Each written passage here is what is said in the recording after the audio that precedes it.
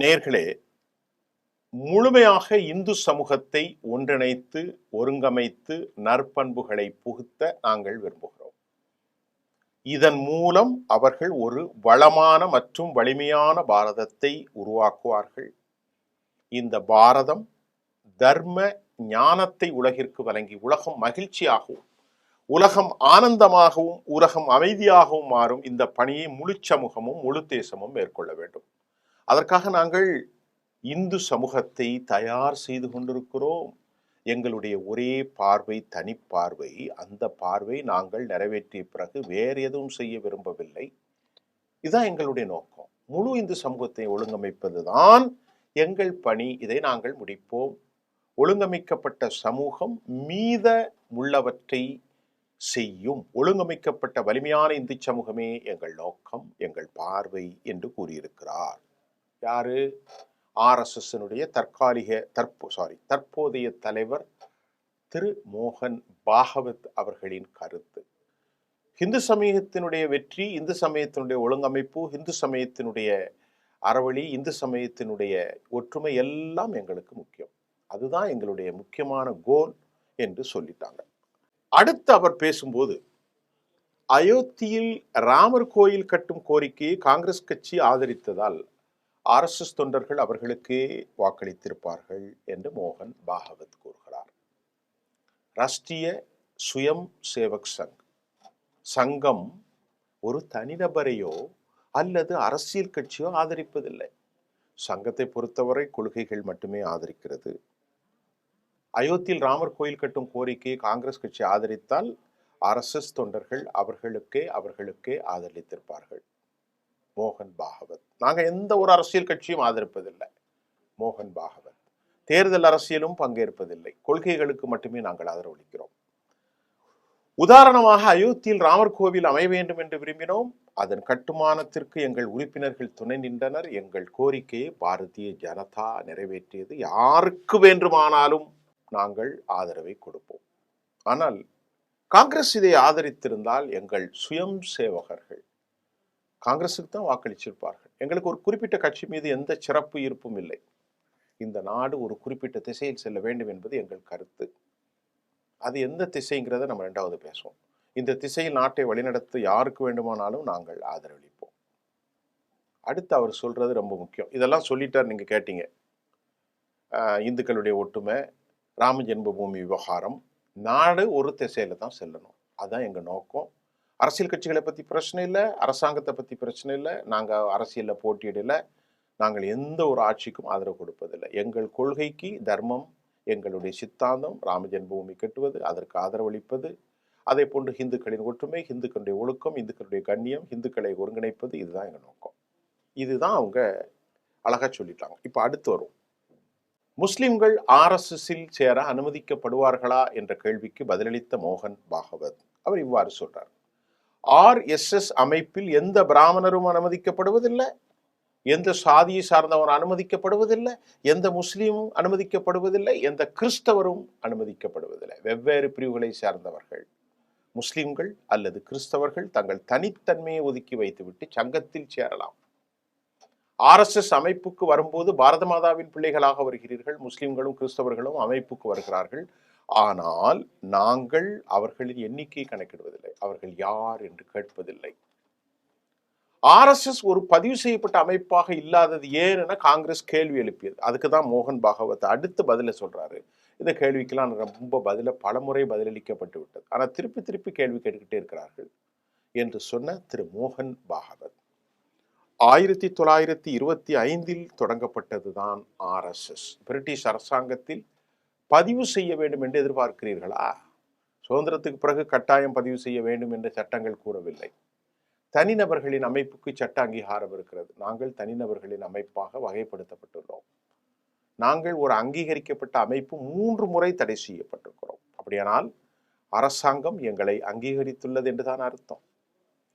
நாங்க இல்லாட்டா அவர்கள் யாரை தடை செய்திருப்பார்கள்? ஒவ்வொரு முறையும் நீதிமன்றங்கள் தடையை ரத்து செய்தது. RSSக்கு ஆதரவு எதிராகவும் பல முறை சட்டசபைகளிலும் நாடாளுமன்றத்திலும் கேள்விகள் அறிக்கைகள் வெளியிடப்பட்டது. சட்டபூர்வமாகவும் உண்மையாகவும் நாங்கள் ஒரு அமைப்பு, நாங்கள் இந்திய அரசியலமைப்புக்கு எதிரானவர்கள் அல்ல. அதில் பதிவு செய்ய வேண்டிய அவசியம் இல்லை. பதிவு செய்யப்படாத பல விஷயங்கள் இருக்கிறது. இந்து தர்மம் கூட பதிவு செய்யப்படவில்லை. எப்போது எதிர்ப்பு ஏற்படும் போதெல்லாம் RSS வலு பெறுகிறது என்று சொன்னார். பதிவு இல்லாமல் செயல்படுவதாக RSS அமைப்பை காங்கிரஸ் விமர்சித்த நிலையில் அவர் இவ்வாறு பதிலளித்திருக்கிறார். தோழர்களே, மோகன் பாகவத்தினுடைய நாக்பூர் பிரச்சாரத்தில் அவர் சொன்னதை நீங்க புரிஞ்சுக்கிடுங்க. அது ஒரு கடுமையான தீவிர ஹிந்துத்துவ அடிப்படை மத துவேஷம் கொண்ட ஒரு அமைப்பா, அல்லது அனைவரையும் தேசத்தில் இணைக்கும் ஒரு அமைப்பா? இந்த கேள்விகளை நீங்க எல்லாம் பார்க்கலாம். அது ஒரு துவேஷியா, துவேஷித்தனமான சுதேசியா? இந்த மாதிரி பல கேள்விகள் இருக்கிறது. அவங்க என்ன சொல்லிட்டாங்க, இந்துக்கள், முஸ்லிம்கள், கிறிஸ்தவர்கள், பிராமணர்கள் இந்த அடையாளம்லாம் எங்களுக்கு கிடையாது. அதுக்கு முன்னாடி இந்துக்களுடைய வலிமையை பற்றுவோம், இந்துக்களை ஒற்றுமைப்படுத்துவோம், இந்துக்களுடைய ஒழுங்கமைப்பு, சீரமைப்பு, ராமர் ஜென்ம பூமியை வந்து ஒழுங்காக கொண்டு வரணும், அதற்கு ஆதரவளித்தால் நாங்கள் எல்லாருக்கும் கட்டுறதற்கு காங்கிரஸுக்கு கூட கொடுத்துருப்போம். இப்போ நீங்கள் இங்கே பிராமணன்லாம் வரக்கூடாது, முஸ்லீம் வரக்கூடாதுன்னா சொல்லக்கூடாது. அவன் தனி அடையாளத்தெல்லாம் விட்டுட்டு இந்தியனா வரணும், பாரத மாதாவினுடைய பிள்ளையா வரணும். இந்த RSS எப்படி ஒரு தனி அமைப்பாக, தேசத்திற்கான அமைப்பாக, தேசத்தின் எல்லோருக்குமான ஒரு அமைப்பாக இருக்க முடியும் என்ற கேள்வி நமக்கு எழும். அவங்க என்ன சொன்னாங்க, அவங்களுடைய கோர் ஹிந்து தர்மம், ஹிந்து ஒற்றுமை. நல்லா கவனிங்க, தப்பில்லை. ஹிந்து ஒழுங்கமைப்பு, ஹிந்து கட்டமைப்பு, அதுவும் தப்பில்லை. தேசம் ஒருங்கிணைக்கணும், இதெல்லாம் சொன்னாங்க. அடுத்து நாட்டில் பெரிய குழப்பத்தை இன்றும் பேசி கொண்டிருக்கிற மசூதி உடைப்பு, இதுக்கு ஆதரவு கொடுத்தா நாங்க கொடுத்திருப்போம். இதெல்லாம் எங்க கொள்கை. 2.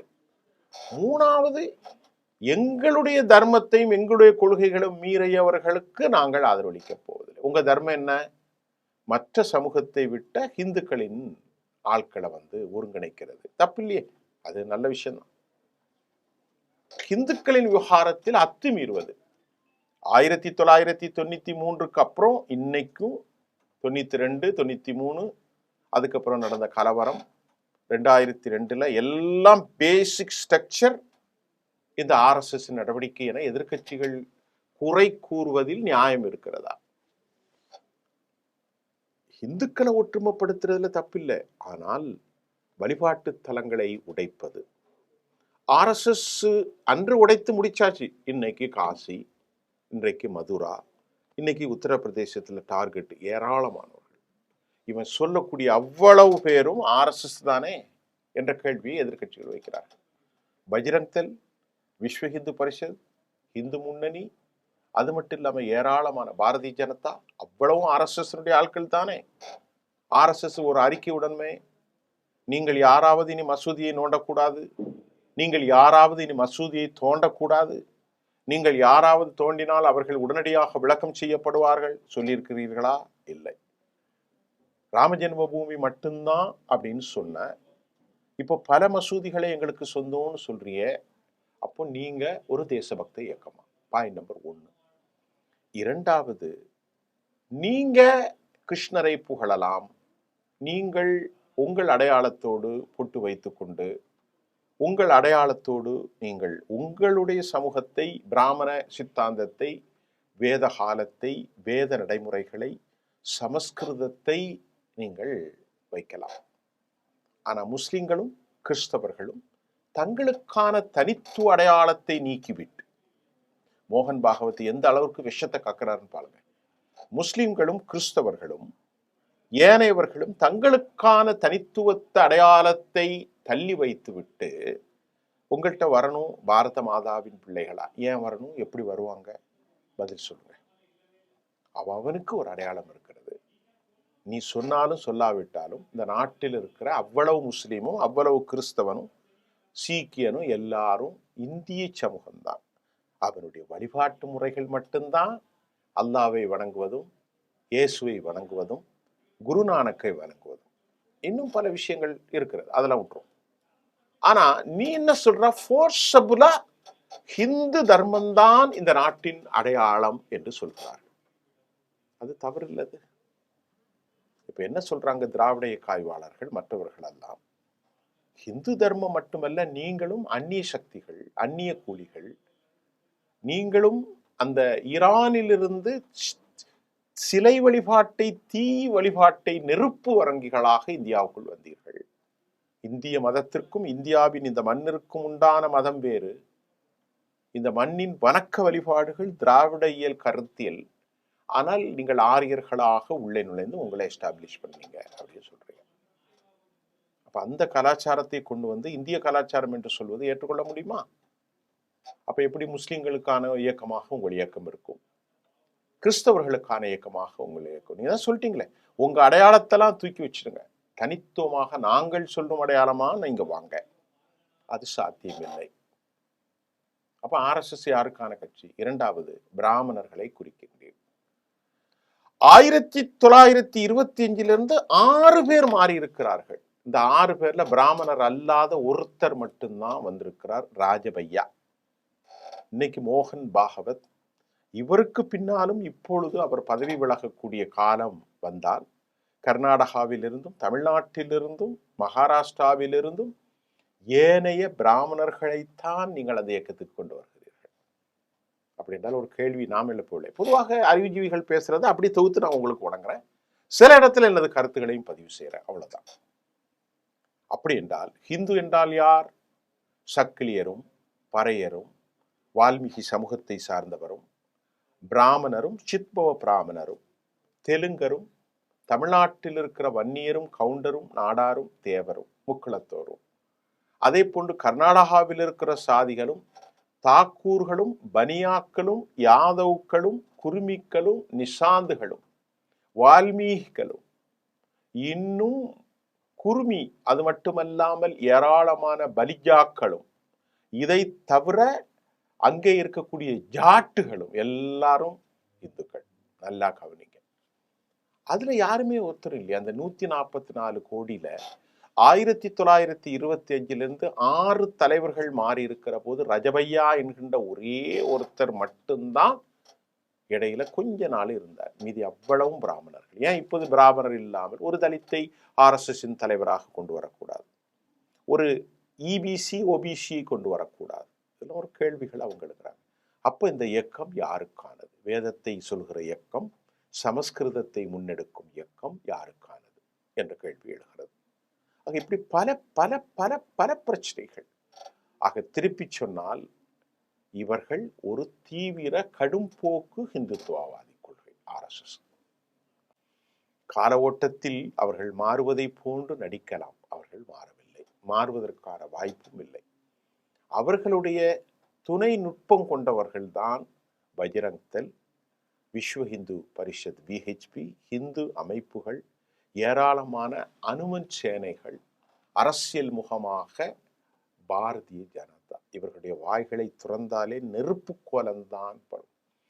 கோலிமாரா என்று சொன்னவர் இன்றைக்கு பாஜகவின் அழகு பார்க்கக்கூடிய அனுராக் தாக்கூர், பர்வேஷ் முஷரப், இவர்களெல்லாம் கடும்போக்குவாதிகள். மாலிகான் குண்டுவெடிப்பில் கைது செய்யப்பட்ட அந்த பெண் பிரக்ஷா தாக்கூர், மாலிகான் குண்டுவெடிப்பில் முஸ்லிம்கள், மக்கா மசூதி குண்டுவெடிப்பில் முஸ்லிம்கள், பாகிஸ்தானுக்கு செல்லக்கூடிய சம்யுக்தா எக்ஸ்பிரஸில் முஸ்லிம்கள், அதே போன்று அஜ்மீர் குண்டுவெடிப்பில் முஸ்லிம்கள், எல்லாவற்றிலும் கொலை செய்யப்பட்டதில் கைது செய்யப்பட்ட அசீமானந்தா பிரக்ஷா தாக்கூர் RSS காரர்கள். அப்படி என்றால் நீங்கள் யார்? இதெல்லாம் நிரூபிக்கப்பட்டது. நீங்கள் நிரூபிக்கப்பட்டது, நாம் சொல்லவில்லை. மகாராஷ்டிராவுடைய STS, ஸ்பெஷல் டெரர் ஸ்குவாட், அழகா சொன்னது இந்து பயங்கரவாதம் என்று. இது வெளியே பூசல், அதில் உண்மை இல்லை. RSS ஒரு கடும்போக்கு இந்து இயக்கம். அவர்களின் ஒவ்வொரு நிலையும் ஏனைய இந்துக்களின் தலைகளை வைத்து தங்களை வெளிப்படுத்திக் கொள்வது, பிராமணிய அடிப்படைத்துவ வேதகால ஒழுங்கமைப்பு மட்டும்தான் அவர்களுக்கு உரியது. இதை நான் சொல்லலை, அவர் சொன்ன கருத்தை நீங்க மறுபடியும் பாருங்க. பாபர் மஸ்ஜிதை நாங்கள் கட்டணும், அதுதான் எங்க தர்மம். இந்துக்களை ஒருங்கிணைக்கிறது, அதுதான் எங்க தர்மம். முஸ்லீம்களும் கிறிஸ்தவர்களும் வந்து சேரலாம். ஆனால் அவங்க அவங்க அடையாளத்தை தூக்கி போடணும். அதுதான் எங்கள் தர்மம். எங்களுக்குன்னு சில கொள்கைகளை நோக்கி நாங்கள் முன்னேறுவோம். அதெல்லாம் நாங்கள் விட மாட்டோம். அதுதான் ஒரு தர்மம். இந்து தர்மமாக, இந்து நாடாக மாற்றுவது தான் உங்கள் தர்மம். இடையில அவர்கள் நல்லவர்களை போன்று வேஷம் கட்டி கொண்டு இன்னைக்கு இல்லை, பல வருஷமாக ஆடுகிறார்கள். அதில் 100 ஆண்டு கழிய போகிறது என்பதுதான் ஆர்எஸ்எஸை பற்றி நிறைய குறிப்புகளின் செய்தியாக நாம் சொல்லவில்லை. எதிர்க்கட்சிகள் சொல்வதும் அவர்கள் மீது வைக்கக்கூடிய குறையாகவும் இருக்கிறது. மீண்டும் சந்திப்போம்.